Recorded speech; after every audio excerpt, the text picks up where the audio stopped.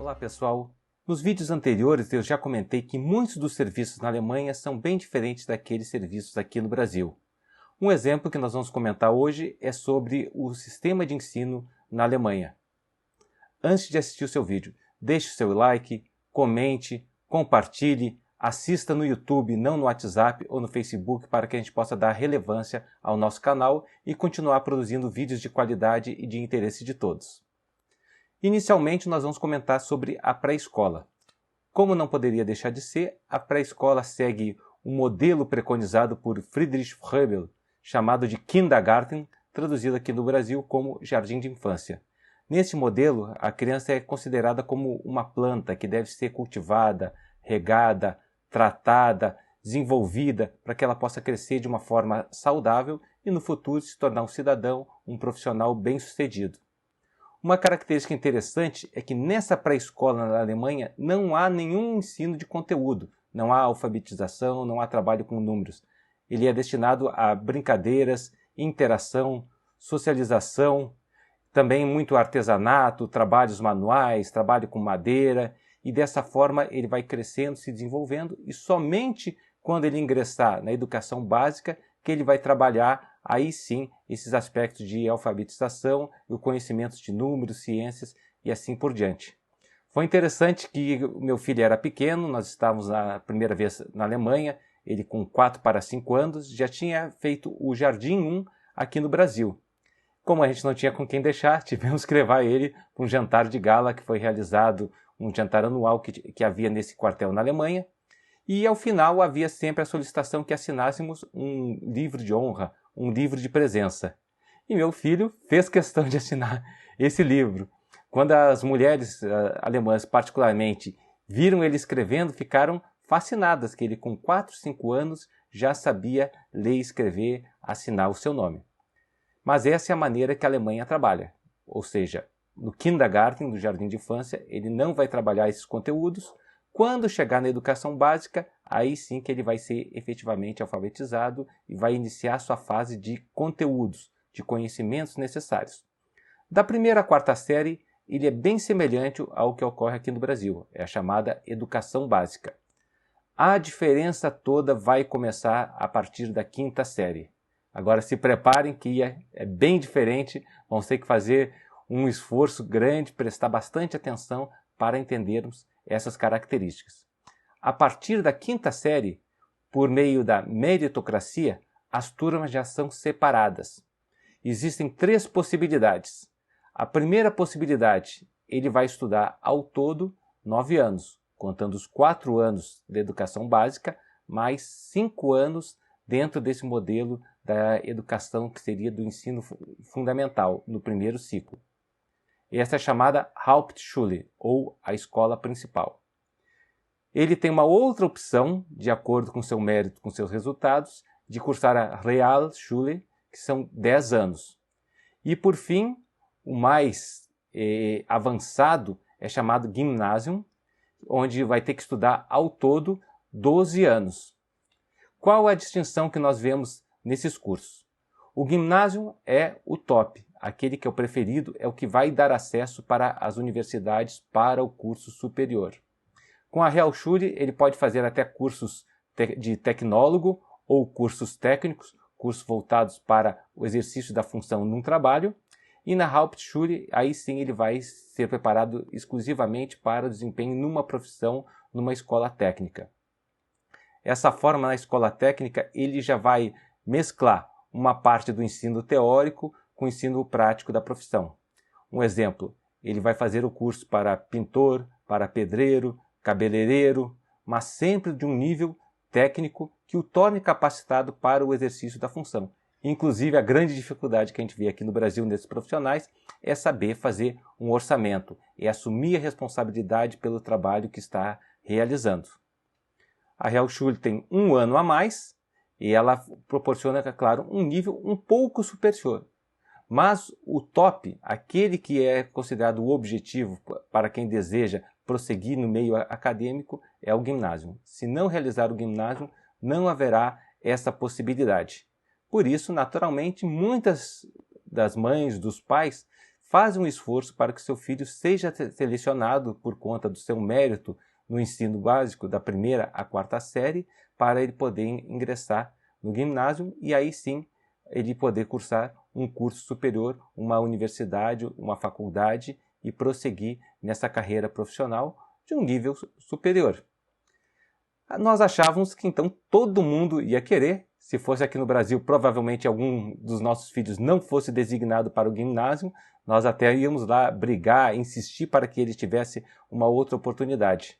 Mas o interessante é que muitas pessoas não se importam de realizar a Hauptschule, a Realschule, e por um outro meio para obter a sua profissão.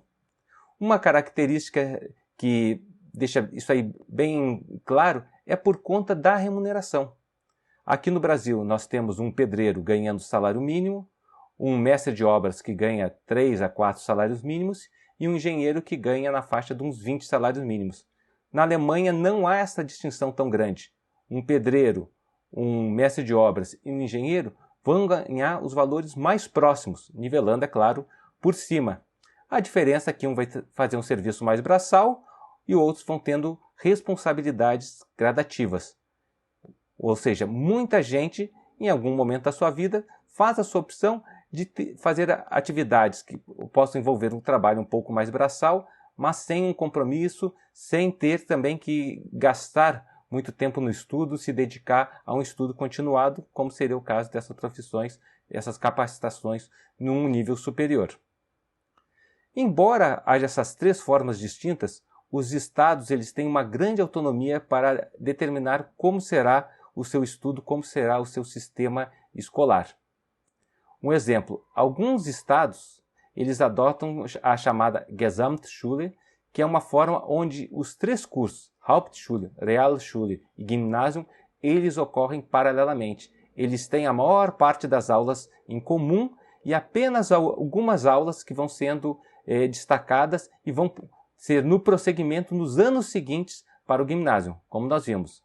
A Hauptschule, 9 anos, Realschule, 10 anos, Gymnasium, 12 anos. É interessante que por conta disso as famílias alemãs elas não se mudam. Mesmo quando alguém da família é movimentado e transferido por questões de trabalho, a base da família, a sua casa, a sua residência, permanece. E apenas essa pessoa, ou o marido ou a esposa, que foram movimentados para outro local, eles vão e montam uma segunda casa e retornam todo final de semana para a sua família, para que não haja essa necessidade de transferir as crianças de escola, porque a diferença é muito grande entre cada um dos estados, em termos de conteúdo, a maneira como é organizado, o calendário escolar, os feriados que são distribuídos ao longo do ano. Particularmente no meio militar, onde é comum a movimentação, era o que acontecia com a grande maioria das famílias. Eles iam, inclusive, fazer um curso de 2 anos longe de casa e deixavam as suas famílias na cidade de origem, onde a esposa já trabalhava, onde os filhos já estavam na escola, onde a casa, a vida dele já estava bem estruturada. Outra característica bem interessante é que normalmente não há reprovação nos anos escolares. Ao final de todo esse ciclo é realizada uma prova e nesta prova onde ele vai ser considerado habilitado, aprovado e vai receber o seu certificado para que possa dar prosseguimento à sua carreira ou aos seus estudos. Um exemplo, para o Gymnasium, essa prova se chama Abitur. E após essa prova que ele é considerado habilitado e vai poder pleitear alguma vaga no seu curso superior correspondente. Aqui no Brasil, nós podemos dizer que o Enem é bastante semelhante a esse estilo, essa característica do Abitur. Só que o Enem para nós é realizado após o curso, após a pessoa já ter concluído o ensino médio, recebido o seu certificado, aí ela faz o Enem, que vai habilitar para ingressar em alguma faculdade ou alguma outra seleção que possa ocorrer. Mas não é aquela garantia da aprovação. Na Alemanha não há essa aprovação anual, não há aquelas provas que vão fazer com que a pessoa repita o ano se ela não for aprovada. Se for identificada uma dificuldade, ela vai recuperar no ciclo, vai recuperar dentro daquele ano para prosseguir e evitar, assim, uma descontinuidade. O ensino ele é obrigatório a partir dos 7 anos, no mínimo 9 anos, que é o que nós chamamos da Hauptschule, como já foi comentado. Mesmo que a criança não tenha interesse, não queira participar, se é uma família estrangeira que vai ficar apenas 1 ano ou 2, a criança é obrigada a ser matriculada na escola. Uma outra característica bem interessante é que não escolhemos as escolas. Quando nós nos registramos numa cidade, não há necessidade do censo, porque sempre há um registro online da onde nós estamos residindo, feito na própria prefeitura. Baseado nesse endereço, a prefeitura vai indicar qual é a escola onde o nosso filho será matriculado. Ou seja, não precisa ter transporte escolar, é raríssimo vermos pais levando as crianças à escola, mesmo nas idades menores, elas vão a pé para a escola, vão de bicicleta, vão de skate e ali elas já desenvolvem a sua convivência. A partir então da 5ª série, todas essas 3 opções que nós colocamos para o aluno cursar, ela vai ter um contraturno onde ela vai se especializar numa determinada área. Por exemplo, de manhã todos têm a mesma aula e à tarde ele pode fazer uma turma onde vai se dedicar ao ensino de idiomas, vai estudar então francês, espanhol, italiano, inclusive latim, pode se dedicar também à parte de ciências exatas, física, matemática, química, ciências humanas, pode fazer também atividades esportivas, atividades artísticas, teatro, música, de forma que o curso ele é integral, desde a manhã até o final da tarde, e as crianças levam seu lanche e almoçam na própria escola. Não há merenda escolar fornecida, não há uniforme, e esse curso ele é totalmente gratuito.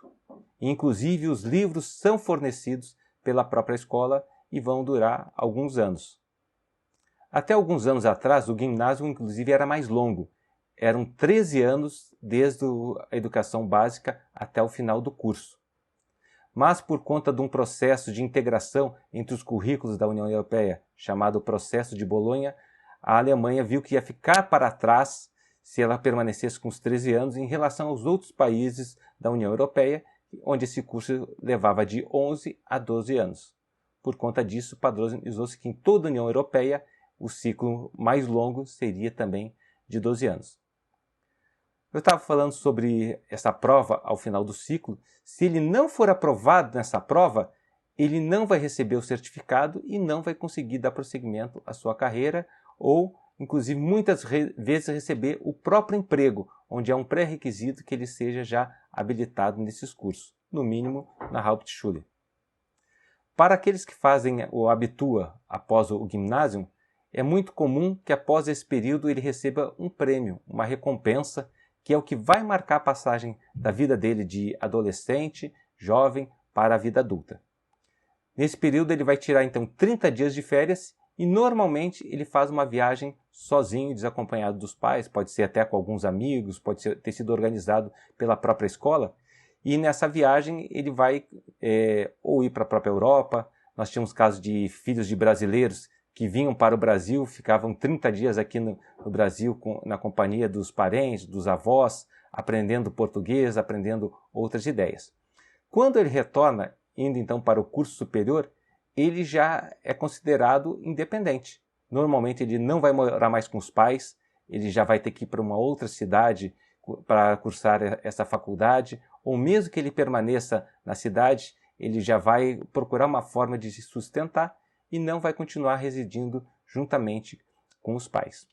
Da mesma forma que eu já comentei naqueles vídeos anteriores, não vou dizer aqui que o sistema é melhor ou é pior, mas ele tem dado certo. Nós, uma vez, questionamos isso com alguns alemães, inclusive com alguns professores, se não era alguma coisa prematura forçar a criança desde cedo a competir, a estar à frente de outras crianças, a procurar ter um nível superior ou mais oportunidades do que ela, se isso não era mais interessante ser deixado a partir da adolescência.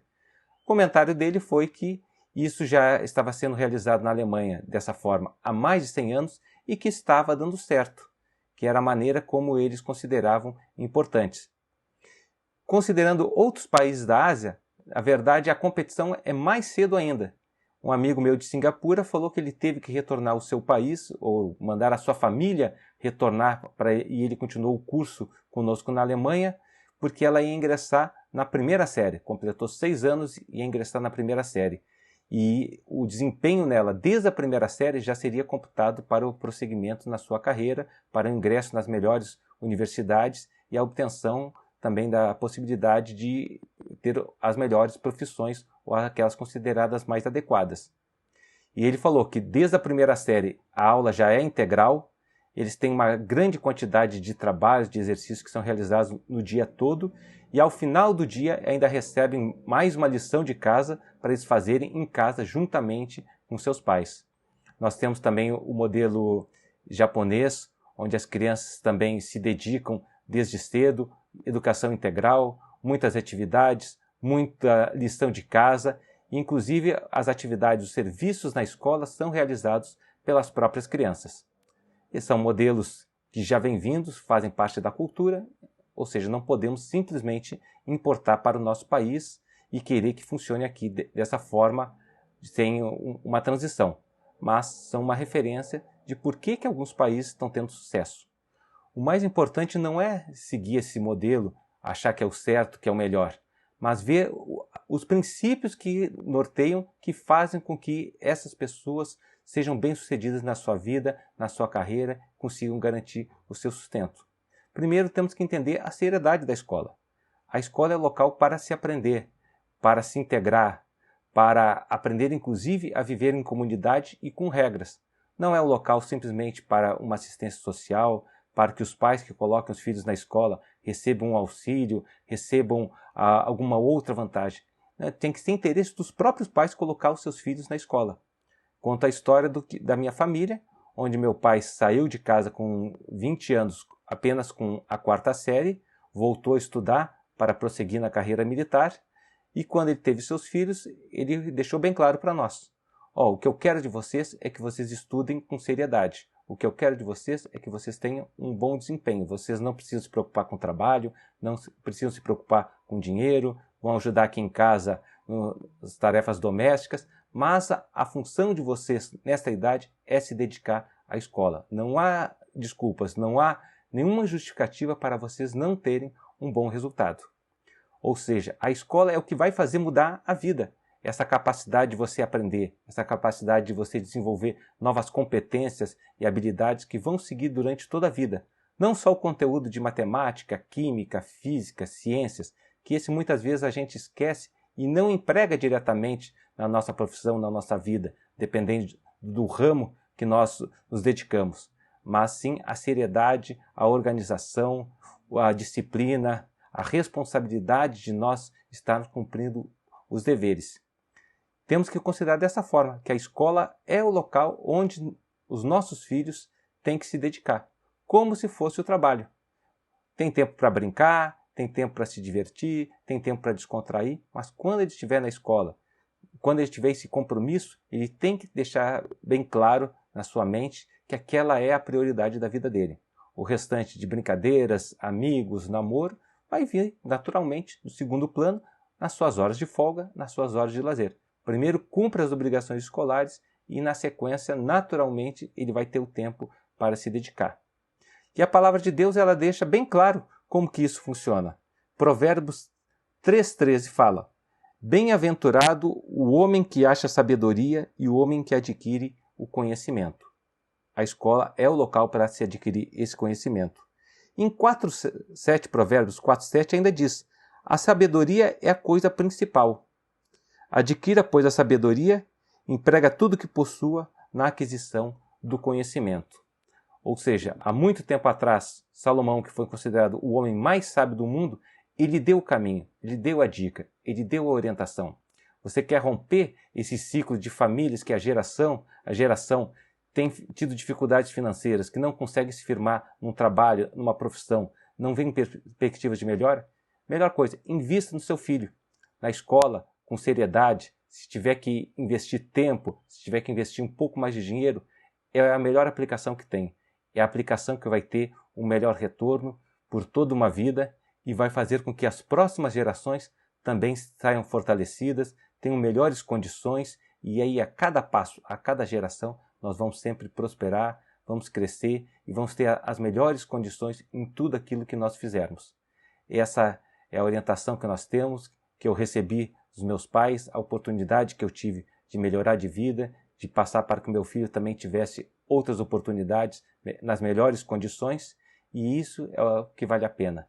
Independente do modelo, independente do país, independente talvez de uma melhor estrutura que haja em outros países, mas aqui nós podemos fazer com que a nossa escola também seja da melhor forma, seja um caminho de mudança, seja um caminho onde nós vamos prosseguir em busca desse ideal, desse objetivo para os nossos filhos. Obrigado então, não deixe de comentar e sugerir um tema para os próximos vídeos e até o nosso próximo encontro.